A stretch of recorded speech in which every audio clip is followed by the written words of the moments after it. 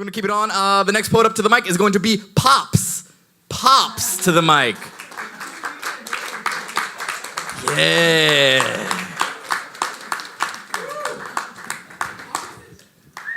Well, guys, that really puts me in the place. Pops. Okay, I'll be Pops then. Firstly, this is the first time I'm ever doing this. I'm from England, so you'll recognize Freud. What I wanted to do was to try and really take the feelings of the group here into something which really affected me. Sometime towards the end of last year, there was a publication of a photo, which you might remember, of a little child which was found on the beach, which had drowned, and a security man had actually lifted it up. So the child was called Aylan. And I was so moved by it that I, as many of you poets would know, when something hits you, you just want to suddenly compose something. So being that I've got 3 minutes, I'm going to try and get this through. It won't be very long. Ode to Aylan. Bewildered, he looks at his parents, all acting in a flurry, picking up simple items and rejecting some in a hurry. Aylan looks at his elder brother and follows his lead as they rush out of the house, putting on his favorite shoes, shoelaces tied up properly and firmly. Arrival at the beach amidst a gaggling crowd, orders getting barked. Aylan holds his mother's hand tight, grabbing his teddy in the other hand. All get hurriedly pushed onto a rubber boat, bobbing incessantly amongst the waves. Aylan gets jostled about, hearing the screams and shouts of agitated grown-ups, totally lost amidst the pandemonium. He watches his mother holding his brother, her face grimacing, tears streaming from her eyes as the boat bobs wildly up and down, perilously across the sea to safety from the horrors of ISIS rule.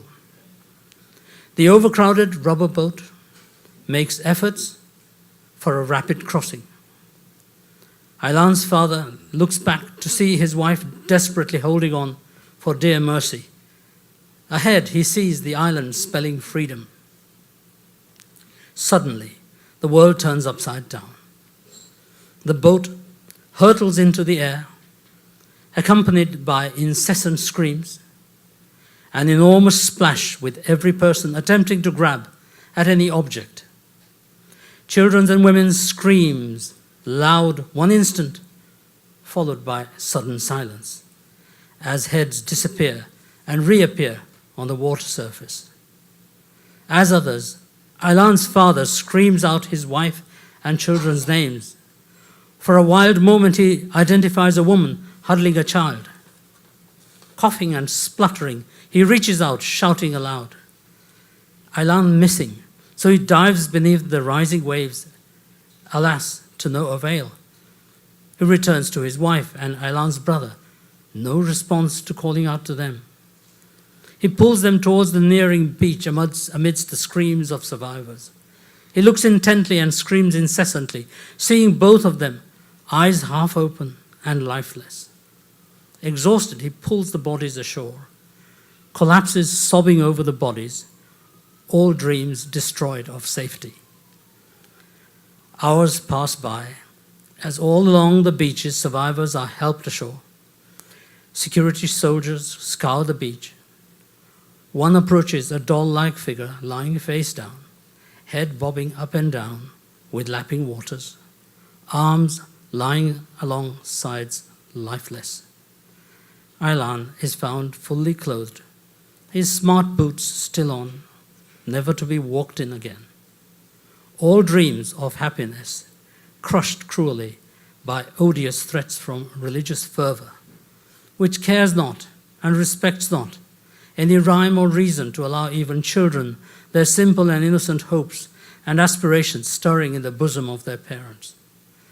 Goodbye, Aylan, child of God, for radiating your smile of hope, to be crushed and strewn away like the flotsam and jetsam bobbing in the waters, running towards the beach and delivering Aylan's teddy bear as lifeless as Ayla.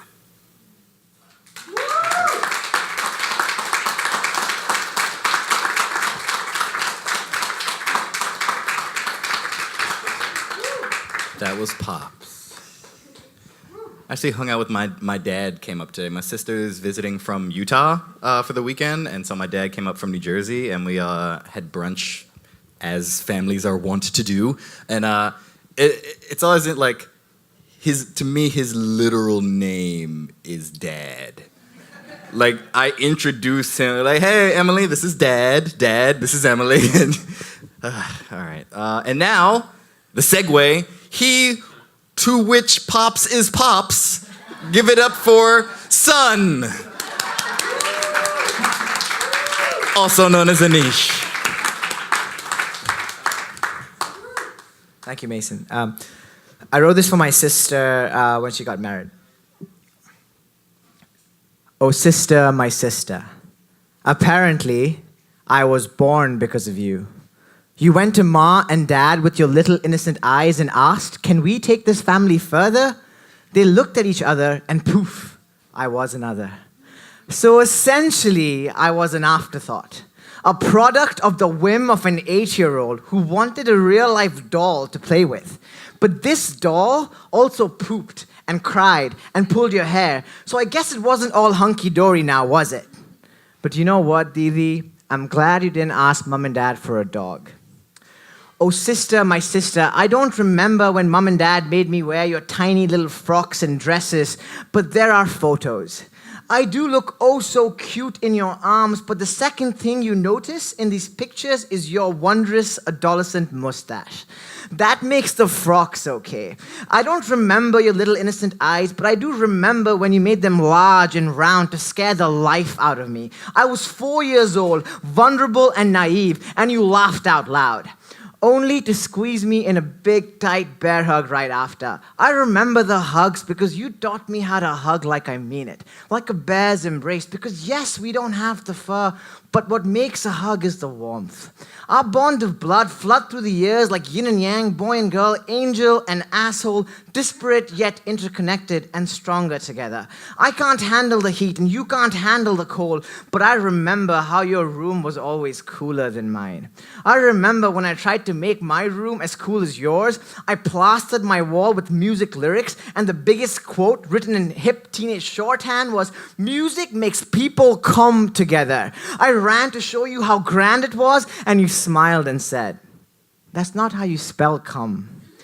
Oh, sister, my sister. Oh, sister, my sister, you always knew better. You will always know better. You're 9 years older, my second mother from the same mother. You're my litmus test for everything. You're the sounding board to my sanity as I try to figure it all out, and I'm not close, so don't go anywhere. You taught me it's not always about how you feel. It's also about how you make other people feel. I love when you call me out, because when you call me out, you do so because you want me to be better. You've made me so much better. I care and feel in love like you care and feel in love, but not as much as you. Nobody cares and feels and loves more than you. Don't let anybody tell you anything different. Don't let anybody make you feel anything less. How dare he twist and cut and drain joy out of your mind? How dare he make you feel that way?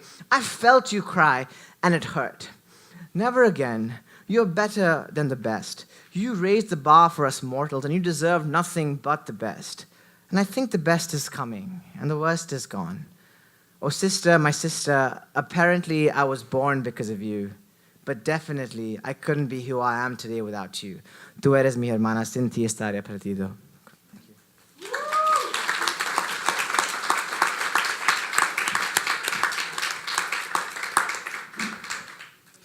I have a problem. All right.